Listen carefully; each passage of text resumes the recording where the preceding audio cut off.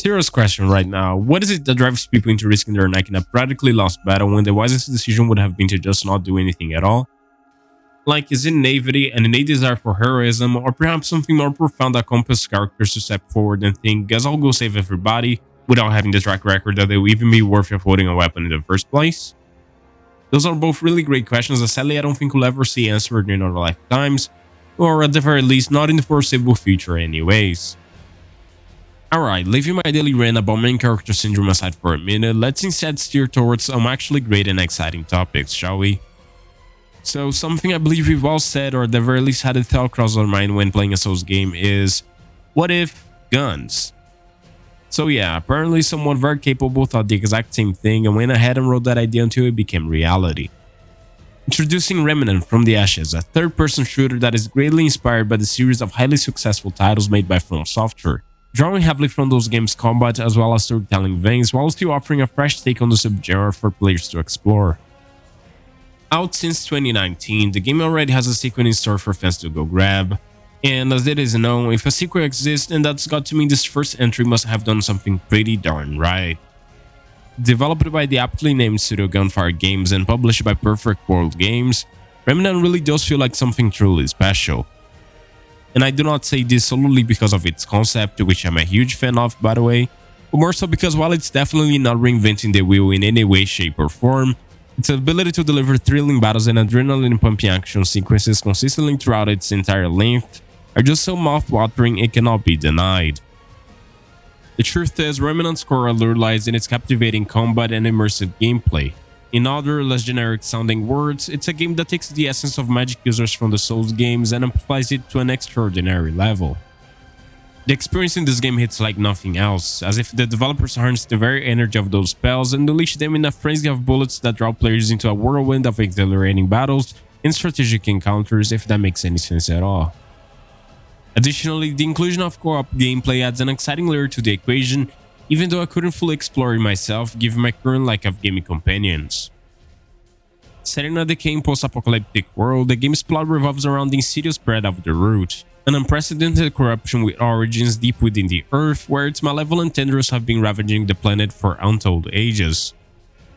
These insidious entities have infested our home, relentlessly vying for dominion and seeking to extinguish the remaining members of humanity. Operating as a collective hive mind, they exhibit a restless drive to consume and propagate, with their insatiable hunger allowing them to advance as a single unit until they are able to wrestle their claim over the entire world. To combat them, be prepared to embark on a journey across interdimensional planes, venturing through lush jungles, desolate deserts, and long-forgotten mystical temples in a variety of distinct game modes. Along the way, the fallen foes you conquer become the source of powerful trophies, arming you with the necessary tools to triumph over the otherworldly menace.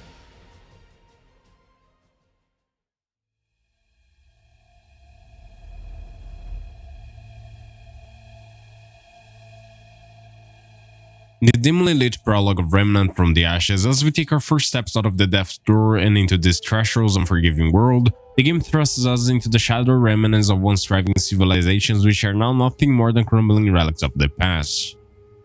Amidst this desolation, you, the protagonist, stand as a beacon of hope, a lone torchbearer of resilience in the face of unfathomable adversity.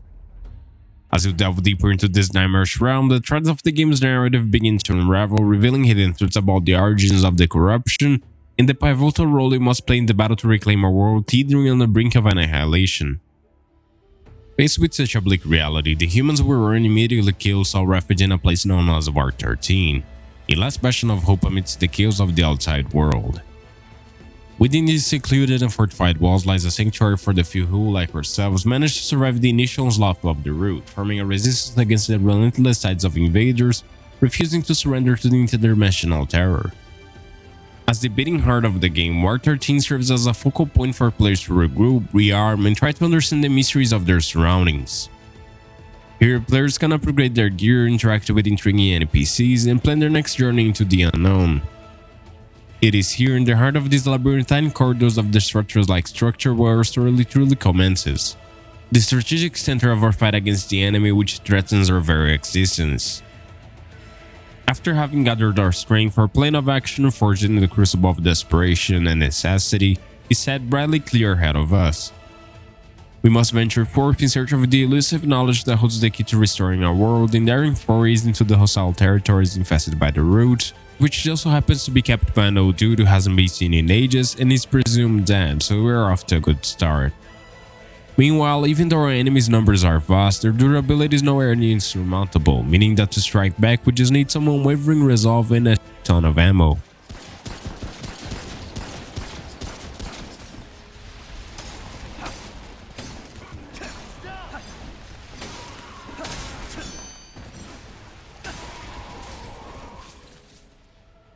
We kick off our search by going after a place known as the Labyrinth, which can be accessed via a massive tower-like structure that is said to spawn somewhere in the middle of the city, but don't quote me on that because I'm not known for having a good memory.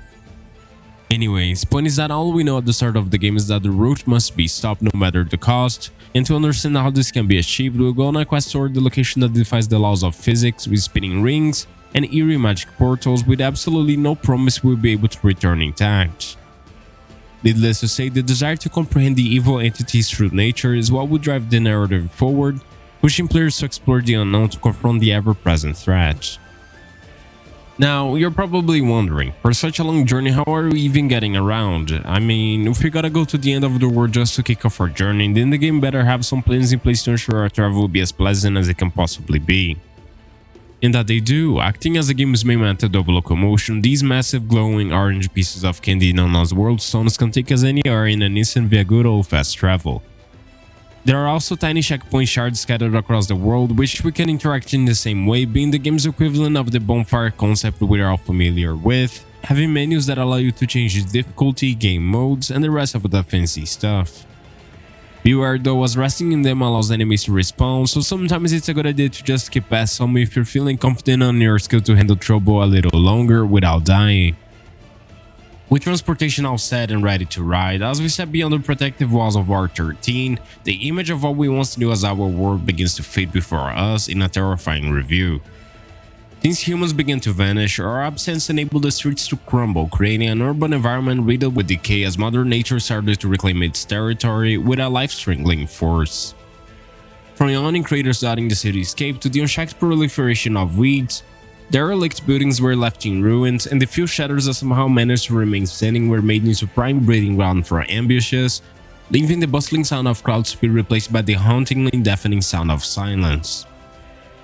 To survive in this unforgiving place where the weak are cold and the strong hide and wait for an opportunity to strike, we have to be fierce and sharp in order to be able to push forward while being aware that every corner holds the potential for a deadly encounter, as our adversaries are far from pushovers.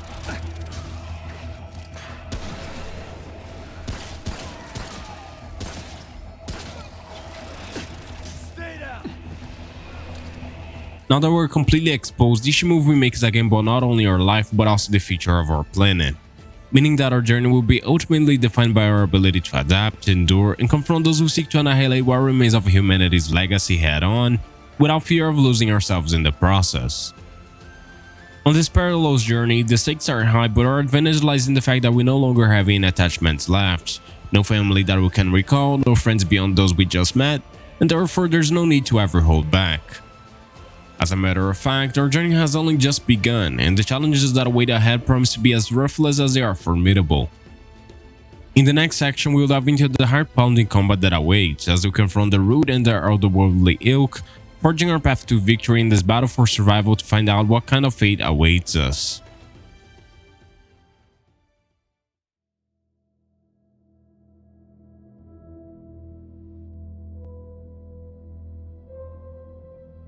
Arriving upon what I think has got to be the highlight of this review, Remnant's combat is a surreal fusion of two long dreamed of elements working in harmonious unison. If you've ever played a magic character in a Souls games and thought to yourself, I need more of this in my life, then welcome aboard, for this is the very platform to fulfill your wet dreams of being an untouchable ranged demigod. Forget being within kissing range of enemies ever again, as now the only way they can ever hope to reach us is by braving a hail of bullets, adding layers to the satisfaction of going unbruised through encounters. And speaking of bullets, one early game tip worth noting is that thankfully saving rounds is pretty much pointless. It is such a known issue with enemies constantly dropping ammo that fire conservation isn't something to be concerned about at any stage of the game. The only resource we really have to watch out for is stamina, as it determines our ability to dodge, sprint, and defend against enemy attacks. Understanding when to push your limits and when to retreat can be the difference maker between victory and defeat in this unforgiving world, and spamming roll all the time could spare your doom more often than not.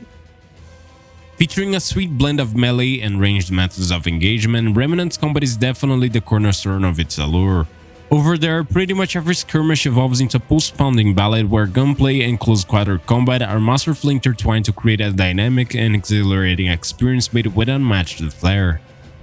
Whether you find solace in the close-range devastation of a shotgun and blade, or revel in striking from afar with the superior accuracy of a sniper rifle, you can rest assured that the game has got you covered.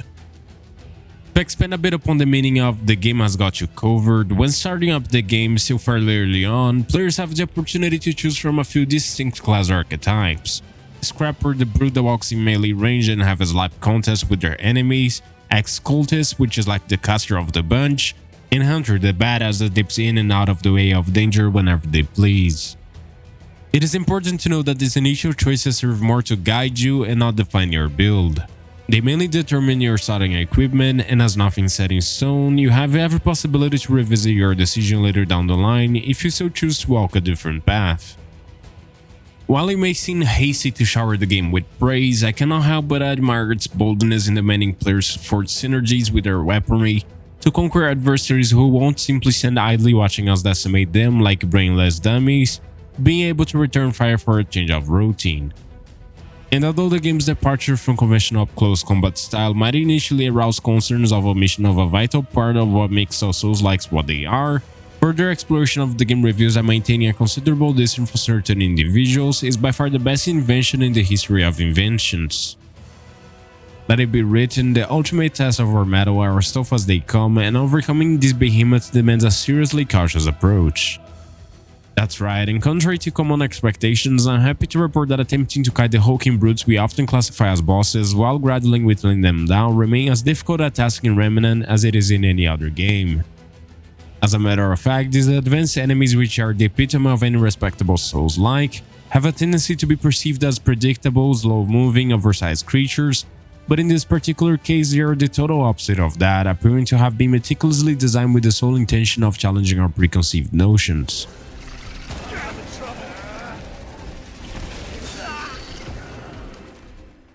Their movements are swift, precise, and their movesets are far from predictable, being packed with a devastating barrage of attacks that can quickly punish even a minor lapse in judgment. It's in these moments of woe that Remnant truly shines, pushing players to their limits and rewarding them with exhilarating battles that leave a lasting impression. Seriously, the spectacle of these open field fights only gets better thanks to the game's ability to showcase the action in all its glory, making each showdown an unforgettable and thrilling experience. As a side mention, one surprisingly neat thing I learned quite late in the game is that localized damage is very much real and not the work of science fiction anymore. Apart from critical hits, which happen when you hit an enemy in their sweet spots, you can also stop a rushing enemy by aiming at their legs, for example, effectively halting their advance. A neat feature I wasn't expecting to see work and that I wish I had learned about a little sooner since its usage can be such a life-saving tool. Overall, I would describe combat in Remnant as being exceptionally crisp, smooth, and responsive, offering players an engaging experience that rarely falters. It manages to capture the best aspects of Souls games, minimizing the drawbacks associated with such systems, containing all the ups and almost none of the downs of the regular combat we already know and love. Personally, I would say its secret sauce lies in its ability to strike a balance between the player's power and the challenge of the adversaries, as it hits this equilibrium that ensures battles can remain thrilling even as you become more skilled and better equipped. Furthermore, it's worth mentioning that while experienced players are unlikely to struggle constantly against most adversaries, this by no means signifies the game is a walk in the park. Perhaps I'm being a tad presumptuous in my assumptions, but when we have towering creatures 3 to 4 times our size charging at us with unfettered ferocity, it's difficult to label any encounter as being outright easy, you know? With that being said, I can see firsthand that irrespective of your skill level, the game is more than capable of putting up a good fight that can inconvenience even the most adept of players and humble those who are overly confident in their capabilities.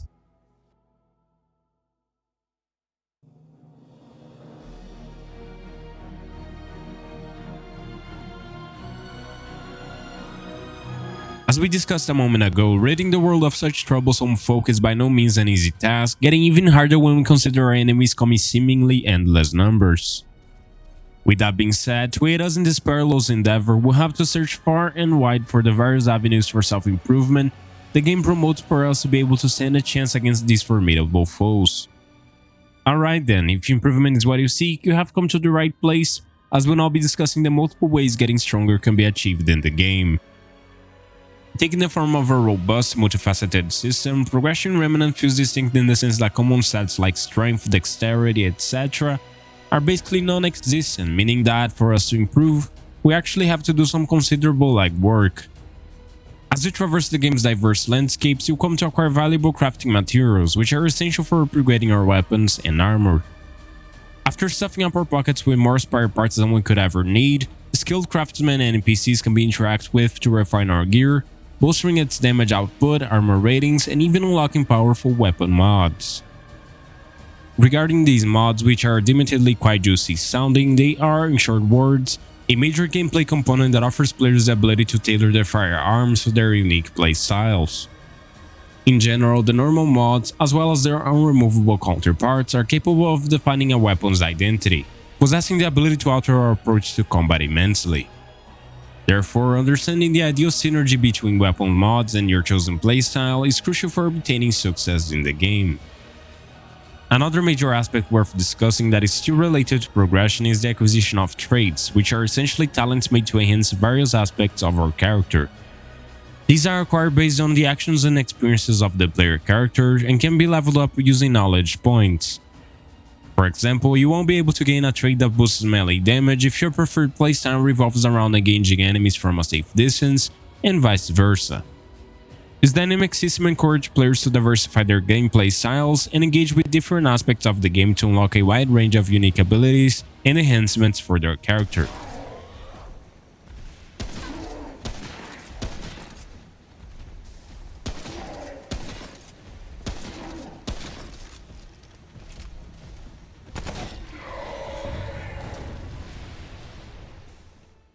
The primary means to fine-tune builds, trait serves as the foundation for creating specialized characters.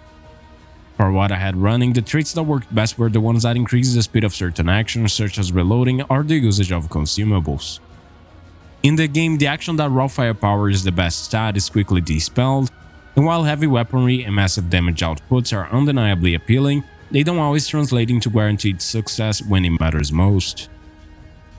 Also, do note that since the game doesn't have a respecking option, after you have made your decision, you're pretty much locked on with it for the rest of your playthrough.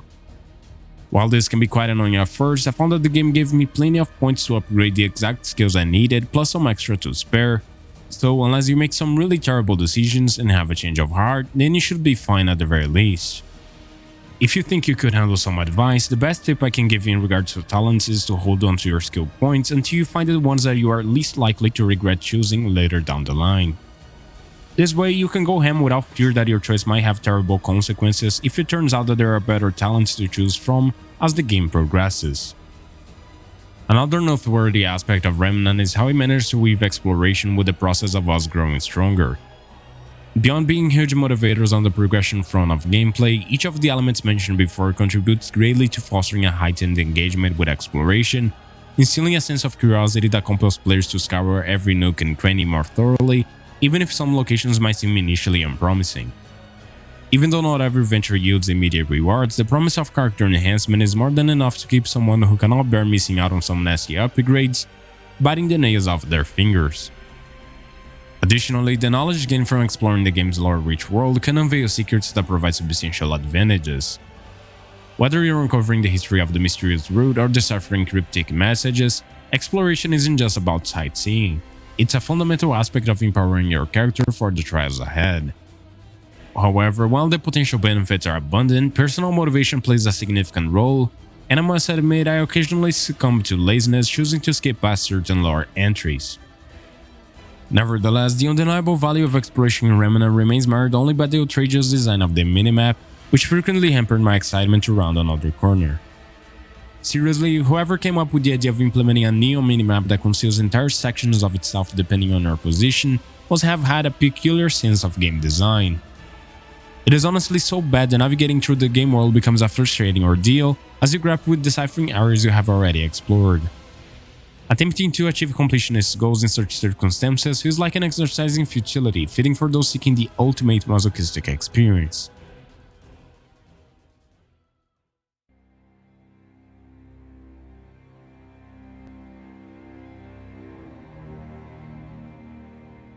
As the ashes begin to settle, Remnant emerges like a phoenix in a blazing testament to the captivating effectiveness of an alliance between chaos and order.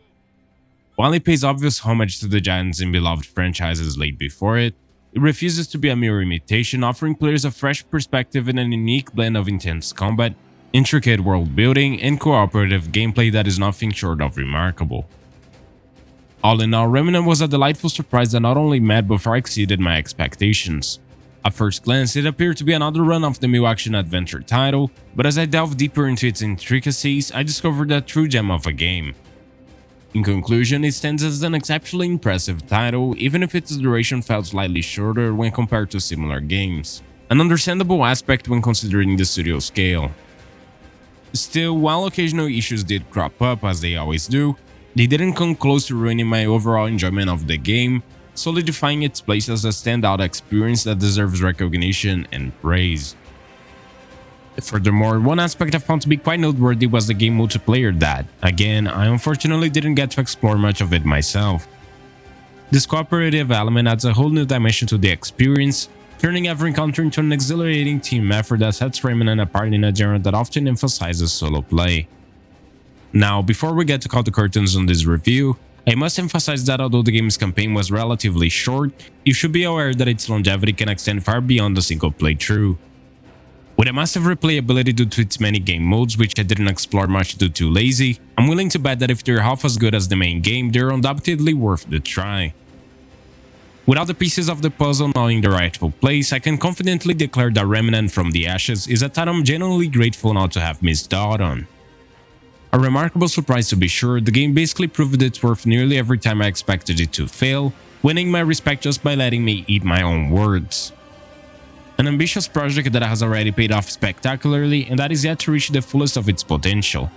Without a doubt, I highly recommend playing through it if you haven't already. It is one of those games that not only performs exceptionally well, they deliver a captivating and profoundly memorable experience capable of leaving a lasting impression due to its numerous outstanding qualities. But of course, while it was an undoubtedly great game that excelled in many aspects, it showed to still have room for minor improvements and refinements here and there, looking from a broader perspective. Therefore, I'm eager to see where the sequel takes this promising franchise. Despite its flaws, Remnant from the Ashes has left a mostly positive impression on me, and thus I would say I'm fairly enthusiastic about the potential improvements and innovation the sequel might bring. If the developers can refine the game's weaker aspects and expand on its strengths, I'll certainly be embarking on another journey through the Ashes. For more reviews like this one, please consider checking out my other videos here on YouTube, or if you prefer, you can read them online by accessing the link in the description down below. And with that, I'll hopefully be catching you guys next time as well. Take care, folks.